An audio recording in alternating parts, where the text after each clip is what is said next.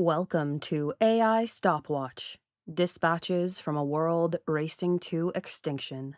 My name is Tango Batelli, and this is the Daily Digest for Friday, July 31st. Extensive lengths. Anthropic discovers cyber attacks. Nonprofits call for public investigation, and more. By Joe Rogero, Donald Gavro, and Alana Horowitz-Friedman. First, let's read our dispatch from Joe. Better late than never. Amid calls for public investigations, Anthropic realizes their AIs launched cyber attacks too.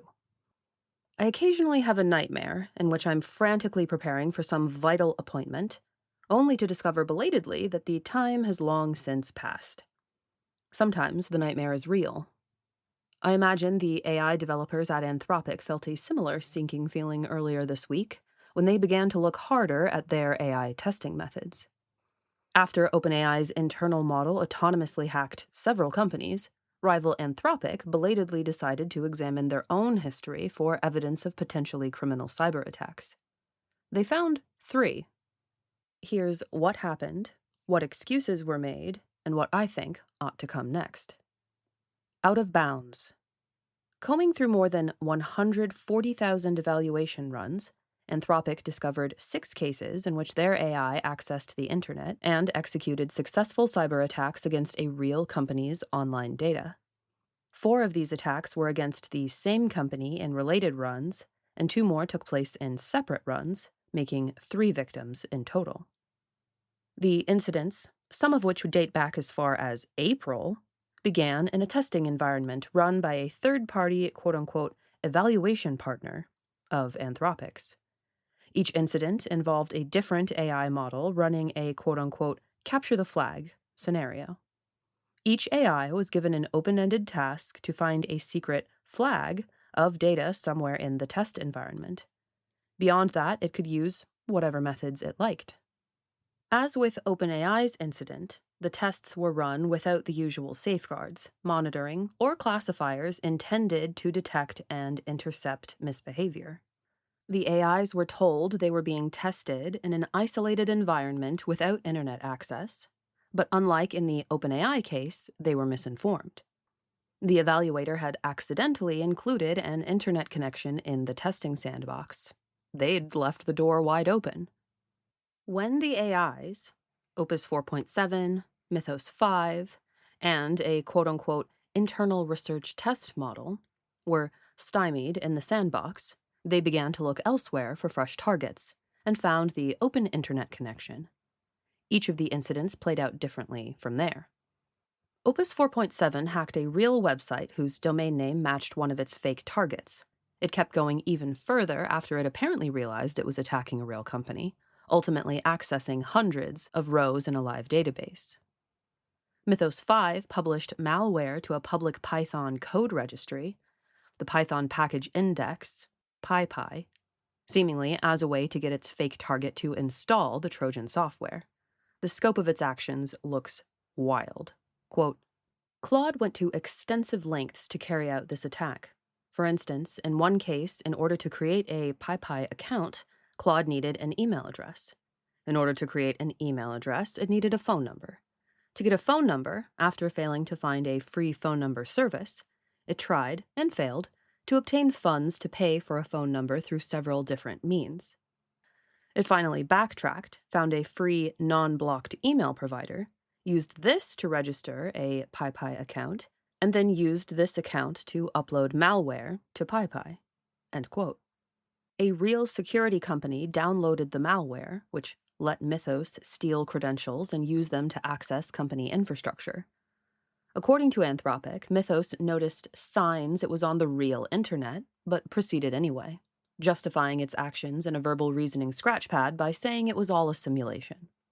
In the third incident, an unnamed prototype targeted thousands of companies when it couldn't reach its intended, fake victim. After making many attacks and succeeding at one, it eventually realized it was attacking real targets and stopped on its own. Investigations and excuses. There are many, many things that can and will be said about this story. For now, I'll focus on two angles: the investigations and the excuses. I think Anthropic deserves credit for the prompt and detailed follow-up to their investigation. I found the write-up much clearer and more precise than OpenAI's, and I don't begrudge them their decision to withhold some details to protect the victimized companies. But Anthropic also deserves censure for the appalling incompetence that let these attacks happen and remain unnoticed for months. This was avoidable on so many levels. They could have thoroughly monitored the test. They could have secured the sandbox properly. They could have given the AI a list of valid targets in the testing prompt. They could have investigated sooner, without a kick in the pants from OpenAI's own failures. They did none of these, and working with a third-party evaluator does not excuse their own omissions. To their credit, Anthropic's report admits most of these failings outright. The report also argues, in several places, that their AI models, generically Claude, misbehaved mainly because they honestly believed they were in a simulation. They cite as encouraging the fact that the research prototype, claimed to be a later model than either of the others, eventually stopped on its own. I doubt this reasoning.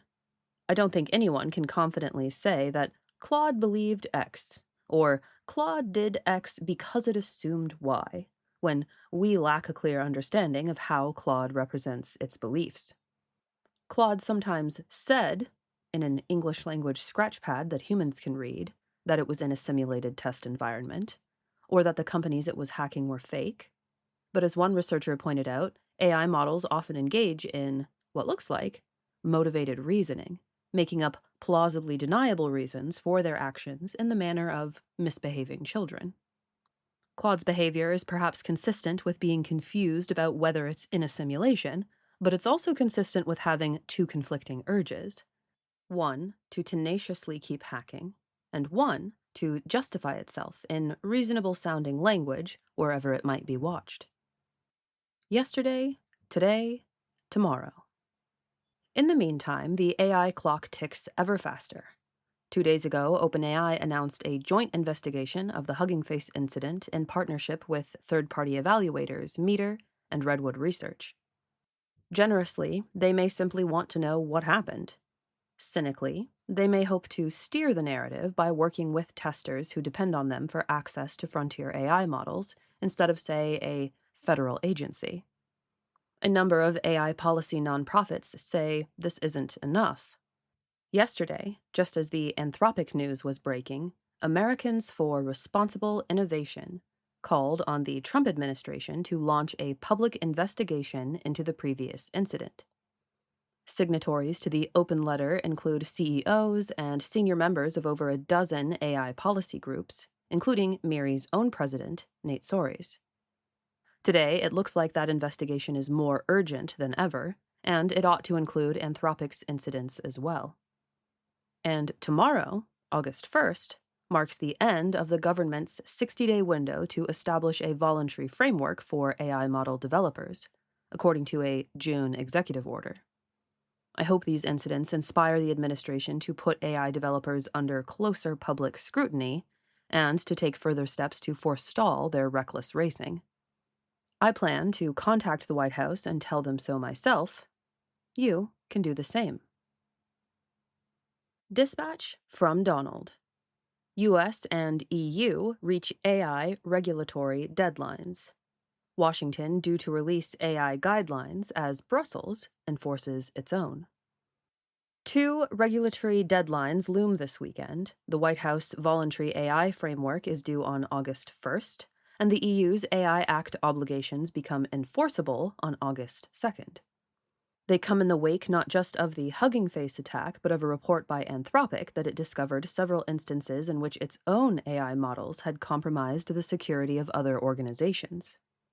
I want to credit AP News' Sam McNeil for straightforwardly describing these incidents as a collection of, quote, shocking AI safety failures, end quote, because there can be a tendency to downplay and normalize things. The voluntary framework represents a shift away from the anti-regulatory regime that the Trump administration first favored. AI models are simply becoming too capable, too dangerous, to leave unmanaged. It has been reported, but not stated, by the administration that the framework will apply to both open and closed-weight AI models. A source familiar with the discussions told Axios that the administration is considering a joint pitch from OpenAI and Anthropic for a quote-unquote equal playing field that will cover every model, to the extent that the labs want to be covered. This framework remains voluntary, after all. Even if there were binding enforcement, and at this stage it remains unclear what there will be to enforce, it's most plausible to me that the framework would rely on the lab's own assessments of their model's capabilities. Architects of the EU's AI Act say that the US framework, whatever form it takes, would ultimately be just a starting point. Their own legislation will require that AI-generated content be clearly noted, as such with digital watermarks or other labels. It will also carry new regulations on a range of systemic risks, including cyber attacks and biological, chemical, nuclear, and radiological threats, as well as quote-unquote threats to fundamental rights. The most noteworthy risk, however, may be quote-unquote loss of control, a term that has become more frequent as of late. Besides these changes, the EU is also enlarging its AI office in order to more effectively monitor AI companies and to open channels for whistleblowers. To enforce the AI Act, it might impose fines or even cut companies off from the EU market. Dispatch from Alana. Distilling distillation. A Reuters review adds ammunition to claims that China is distilling US models. An article in Reuters, based on a review of, quote, more than 80 Chinese academic papers and patents, end quote, adds some weight to the claims that China is using a process called distillation to extract capabilities from US frontier models and use them in domestic models. Distillation is a common research technique in machine learning, whereby you query an AI model over and over to produce a large set of outputs. You then train a smaller model directly on those outputs, often allowing it to imitate the problem-solving skills that produced them. It's kind of like a larger model teaching a smaller model. But, as in the cases identified by the Reuters review, distillation can also be used to copy some capabilities from the most powerful models without the cost of training them from scratch. Because of this, it's a sort of loophole in access restrictions and export controls. You get some of the same capabilities without needing nearly as much computing power for training. Reuters linked many of the cases revealed in the reviewed documents to the Chinese military. That said, distilled models generally fall short of the original. You can't replicate the entire model, just some of its capabilities. On the flip side, distilled models may lose some of the original model's attempted safeguards. In my view, one of the most important lessons is this. The US can't keep model capability domestic. This weakens the justification for pushing AI models further and further due to fear of China getting ahead. I've never found that justification compelling to begin with, since the race to superintelligence is a race with no winners. But for those who do, as my colleague Joe wrote back in June, distillation means that, quote, one of the main drivers of Chinese AI progress is American AI progress, end quote. That's all for today. Please support the AI Stopwatch podcast with a like, share, or review on your platform of choice. The analyses and opinions expressed on AI Stopwatch reflect the views of the individual contributors and the sources they cover, and should not be taken as official positions of the Machine Intelligence Research Institute. You've been listening to the AI Stopwatch Digest for Friday, July 31st, 2026. And we'll see you tomorrow.